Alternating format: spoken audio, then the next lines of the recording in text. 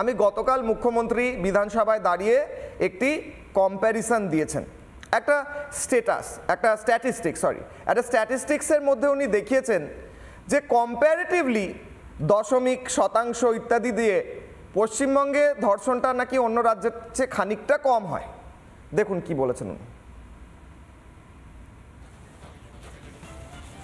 বাংলাদেশের সারা ভারতবর্ষের মধ্যে কলকাতা সবচেয়ে নিরাপদ শহর।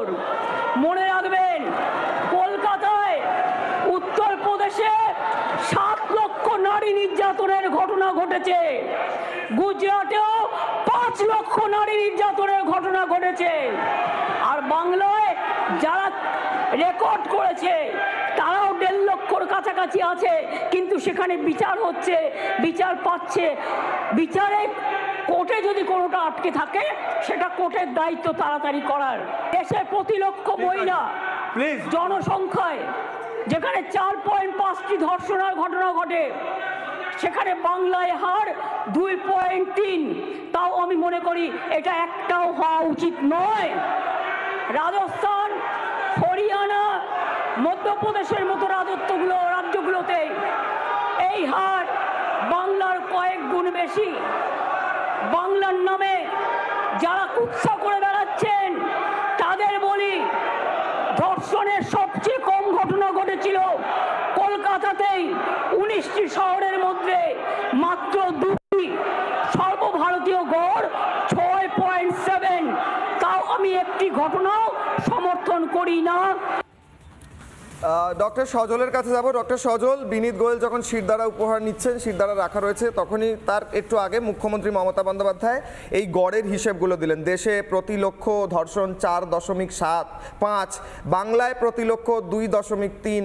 তাই বাংলার ধর্ষণের 0.1%টা কম, দেশে বেশি। এই রকমভাবে ধর্ষণের শতাংশ হিসাব করে বাংলায় নারী নিরাপত্তা আদৌ প্রতিষ্ঠা করা সম্ভব? প্রথম কথা ভাবুন, মুখ্যমন্ত্রী যে কথাটা বলছেন, আজকে ভারতবর্ষ একটা সাংবিধানিক রাষ্ট্র এবং তার সংবিধান আছে, তো ল অ্যান্ড অর্ডারটা তো যে রাজ্য সেই রাজ্যেরই বিষয়। তাহলে সেখানে অন্য রাজ্যের তুলনা দিয়ে তাহলে অন্য রাজ্যের আইন কানুন কীভাবে চলছে সেই রাজ্যের প্রশাসকরা বলবে। উনি আগে ওনার প্রশাসনটাই বলুন না যা যা ঘটেছে। আমরা কি ভারতবর্ষ ভ্রমণে বেরিয়েছি, কিন্তু সাংবিধানিকভাবে যারা শিক্ষিত মানুষজন তারা তো এই ধরনের যুক্তি কোনোদিনই আমরা গ্রাহ্য করতে পারি না যে একটা জায়গায় ধর্ষণ ঘটেছে মানে আরেকটা জায়গায় সেইটা তার সঙ্গে তুলনা করে কত কম কত বেশি এর বিবেচনা করছি। এই ধরনের তুলনা আজকে পশ্চিমবঙ্গ সারা পৃথিবীতে যে কারণে নাম করলো, এটা তো আজকের দিনে আমরা সভ্য সমাজের মানুষ হিসাবে সারা পৃথিবীতে লজ্জাবোধ করছি যে পশ্চিমবঙ্গের নাম আজকে গ্লোরিফাই হচ্ছে কি দিয়ে, এই ধরনের ঘটনা দিয়ে। তো এর চেয়ে ন্যাক্কারজনক ঘটনা কিছু ঘটতে পারে কি? আমাদের তো মনে পড়ে না।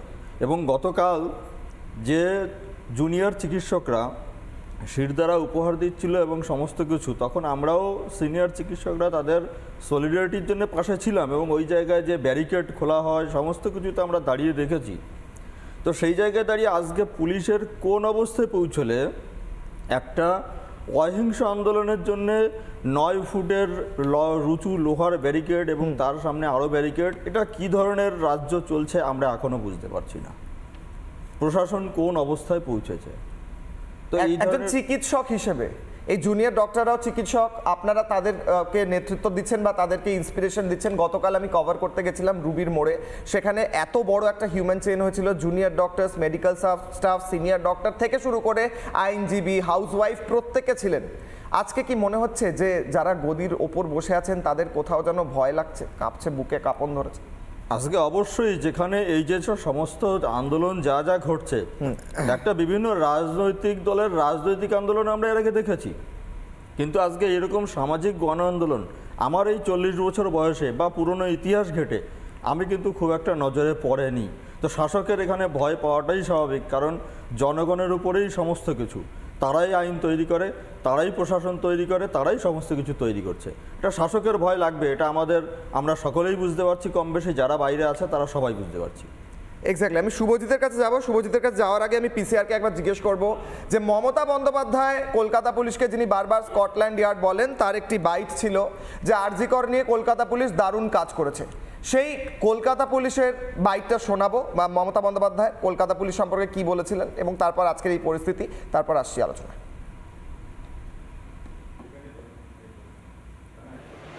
যতদিন এই তদন্তভার কলকাতা পুলিশের হাতে ছিল, মেয়েটি মারা গেছে 9 তারিখে, 9 আগস্ট। আমি সেদিন ঝাড়গ্রামে ছিলাম। তার ডেড বডি দাহ হয়েছিল রাত্রি 2:02 এরকম টেন্টেটিভলি নাগাদ, অর্থাৎ 3 তারিখ, এই 10 তারিখ। 12 তারিখে আমি নির্যাতিতার বাড়িতে গিয়েছিলাম, এবং যেদিন মারা যায় সেদিনও আমি ফোনে তার সাথে, তার বাবা মার সাথে কথা বলেছিলাম। আমাকে সিপি স্পটে ছিল, ধরিয়ে দিয়েছিলেন। আমি যখন গিয়েছিলাম নির্যাতিতর বাড়ি, তার আগে যিনি তদন্ত করছিলেন সেই অফিসারকে total audio, video, CCTV footage সব কিছু দিয়ে তার বাবা মার কাছে পাঠানো হয়েছিল, যাতে তারা সবটা জানতে পারেন, বাইরে প্রচার না করে। আপনারা মনে রাখবেন, দ্রুত দোষীদের খুঁজে বার করার জন্য পুলিশ 12 ঘন্টা টাইম নিয়েছিল, যে মেন অ্যাকিউজটাকে অ্যারেস্ট করবার জন্য, এবং 164 জনের একটা সাইবার ক্রাইম টিম তৈরি করা হয়েছিল সমস্ত খতিয়ে দেখার জন্য। মমতা বন্দ্যোপাধ্যায় তো স্পষ্ট বলেই দিলেন যে 24 ঘন্টায় অ্যারেস্ট হয়ে গিয়েছে, আর ইনি তো বারবার বলে থাকেন কলকাতা স্কটল্যান্ড ইয়ার্ড। শুভজিৎ, দেখো, আমার লজ্জা হয় যে আমার রাজ্যের মুখ্যমন্ত্রীর নাম মমতা বন্দ্যোপাধ্যায়। আমি বলতে বাধ্য হচ্ছি এ কারণে, গতকাল বিধানসভাতে উনি যেসব কথা বলেছেন, এবং এই সামগ্রিকভাবে এই কেসটা হওয়ার পর আমরা যারা আন্দোলনের সঙ্গে যুক্ত, মানে রাজনৈতিক রঙের ঊর্ধ্বে গিয়ে সাধারণ মানুষ হিসেবে মান এবং হুঁশ আছে বলে আমরা রাস্তায় আছি। আমি তোমাকে বলি যে একদিকে যেমন লজ্জা হচ্ছে উনি আমাদের রাজ্যের মুখ্যমন্ত্রী, আর আরেকদিকে আমার গর্ব হচ্ছে আমার রাজ্যের প্রতিটা নাগরিকের জন্য যারা রাস্তায় নেমেছে এবং প্রতি মুহূর্তে আমাদের শাসকের, রাষ্ট্রের ঘুম কেড়ে নিয়েছে। এবার আসা যাক এই বিনীত গোয়েলের কথায় এবং কলকাতা পুলিশের যে কমিশনারের কথায়। আমি জানি না কলকাতা পুলিশের কমিশনার উনি কি ভুলে গিয়েছেন যে উনি কাঁধে অশোক স্তম্ভ নিয়ে উনি চটি চাটতে বসে গেছেন? উনি কি ভুলে গিয়েছেন যে উনি সংবিধানের শপথ নিয়ে উনি তৃণমূলের পার্টি ওয়ার্কারের মতো কাজ করছেন? উনি কি ভুলে গিয়েছেন যে উনি আসলে মানুষের ট্যাক্সের টাকায় ওনার বেতন হয়? আমার মনে হয় তুমি যে বললে না, একটা আলোচনা তুলে আনলে যে উনি নির্লজ্জর মতো ওই শিরদাঁড়া এবং পদত্যাগপত্র গ্রহণ করেছেন। উনি তো গ্রহণ করছিলেন না, ওনাকে গ্রহণ করতে বাধ্য করেছে আমাদের রাজ্যের জুনিয়র ডাক্তাররা, আমাদের রাজ্যের সাধারণ প্রতিবাদী মানুষ। একটা রাজ্যের সরকার পালিয়ে গিয়েছিলেন বলা হচ্ছে, পেছনের গেট দিয়ে যেখান দিয়ে বেরোন না ওখান দিয়ে বেরিয়ে গেছিলেন, পরের দিন বাধ্য হন। যাদেরকে স্কটল্যান্ড ইয়ার্ড বলে মানে বলা হয়, বা মুখ্যমন্ত্রীও গতকাল বলেছেন, সেই পুলিশ আর্জি করে কিছু গুন্ডা মাস্তান রাত্রিবেলা ঢুকে ভাঙচুর করে চলে যায়, সে সময় পুলিশকে খুঁজে পাওয়া যায় না। এদিকে যখন আমাদের রাজ্যের ডাক্তাররা শান্তিপূর্ণ অবস্থান করে, আমি দেখলাম 9 ফুট 8 ফুটের ব্যারিকেড তৈরি হয়েছে, আমরা দেখলাম গার্ডরেল, মানে মনে হচ্ছে যেন তৃতীয় বিশ্বযুদ্ধের পরিস্থিতি তৈরি হয়েছে। আসলে দেখুন, এই সরকার প্রথম দিন থেকেই প্রতিবাদকে ভয় পাচ্ছে। এই সরকার প্রথম দিন থেকেই যারা দোষী তাদেরকে আড়াল করার চেষ্টা করছে। আর এই যে বলছেন না অ্যারেস্ট করেছে, আপনি এখন বলতে পারবেন যে যাকে অ্যারেস্ট করা হয়েছে সে একা দোষটা করেছে, সে একা ঘটনা ঘটিয়েছে?